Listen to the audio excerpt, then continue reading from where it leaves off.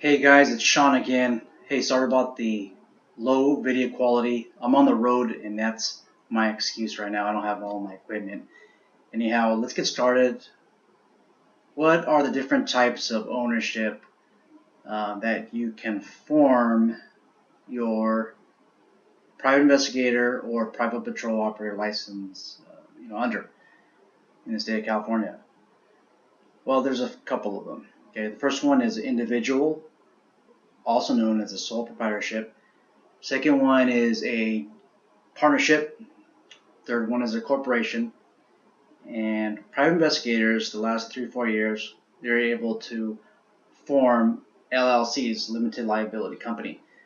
Many of you private patrol operator applicants ask, well, when are we going to get our chance to have our LLC?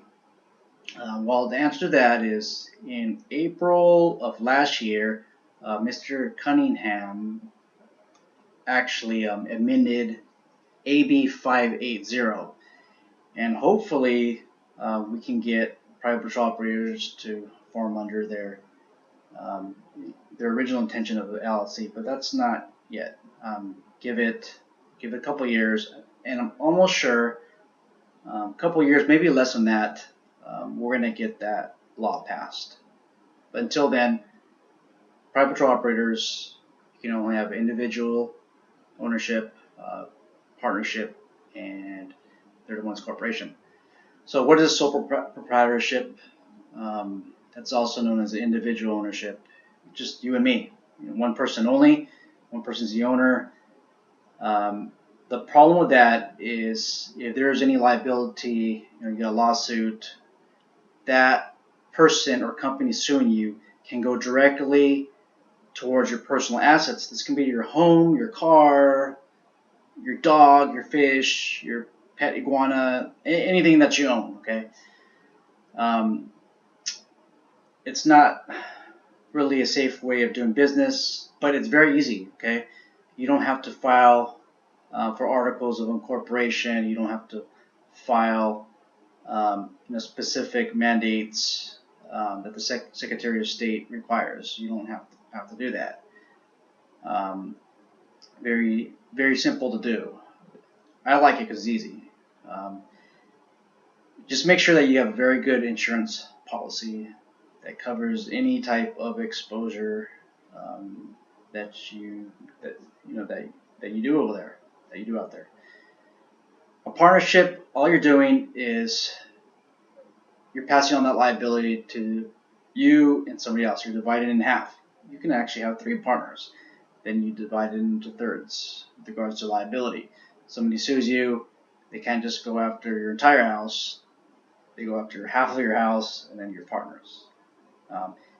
Limited liability partnerships are a little bit different, but here we're just going to discuss the general partnerships. Very easy to form. Eventually you get an FEIN number. It's a federal version of your, well, it's like a social security number, but for businesses. Okay, that's what they're going to need, if that makes sense. Corporation, that's another type of ownership. Again, that's for private patrol operators and for private investigators. To me, it's a lot of work. You got to file for the Secretary of State articles of incorporation, and there are biannual filings. There's quarter filings. You got a C corp and an S corp. That's a lot of people asking about those two differences. That is not a Secretary of State distinction. That's actually an IRS distinction. So after you get your articles of incorporation within a certain amount of time, I think it's 30 days, or it could be up to a year. But you do have a certain amount of time. Don't quote me on a number that you have to file for either S corp, C corp, and again, this is an IRS filing, not a Secretary of State distinction.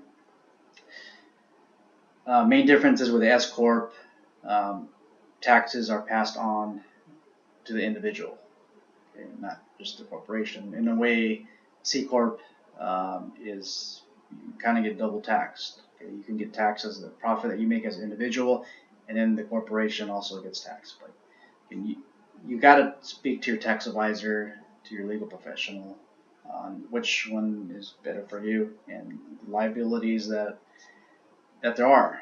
Um, talk to your expert. Okay. An LLC is right now, foreign companies can have them, and private investigators, limited liability company. Any exposure liability is passed on to the company and not you as an individual. So let's just say you got 3 members of the LLC. Liability is passed not to these individual members, but it's actually passed to the company itself. So they have to sue the company, okay, the LLC. They can get to you individually, okay, through a process called piercing the corporate veil. What that is if this person or company can prove that you used the LLC just as a personal vehicle, you weren't taking any formalities, your LLC, dues, you weren't paying them every year, you were not making the proper filing, you don't have sufficient capital in your bank account, maybe, I don't know, you put $500 or $100 in there, you don't have that capital. And let's just say you use your business account for personal reasons. Maybe you're sent to the grocery store, or you go to the grocery store and you buy some stuff, maybe a birthday cake or something like that for your loved one. Maybe you're buying flowers or something like that for your significant other. Or you're buying toys. I mean, that stuff generally isn't business expenses, but if you're using it as a personal vehicle, they can pierce the corporate veil. So you gotta be really careful. Don't use it as a personal vehicle. Okay, it's when you have LLC company, everything you purchase should be only for the company. Okay, so those are the different distinctions. If you get an LLC or a corp, just remember that you're going to attach articles of incorporation to your application. Okay, I am not an attorney. I just want to make that very clear. I am not a tax professional, and don't depend on the advice I give you 100%, because your circumstances might be different. Okay, might be different. Facts always change. Okay. Other than that, I hope you enjoy this video. Hopefully it helps you out. If you enjoy the content, please press that like button and subscribe to my channel. Thank you very much.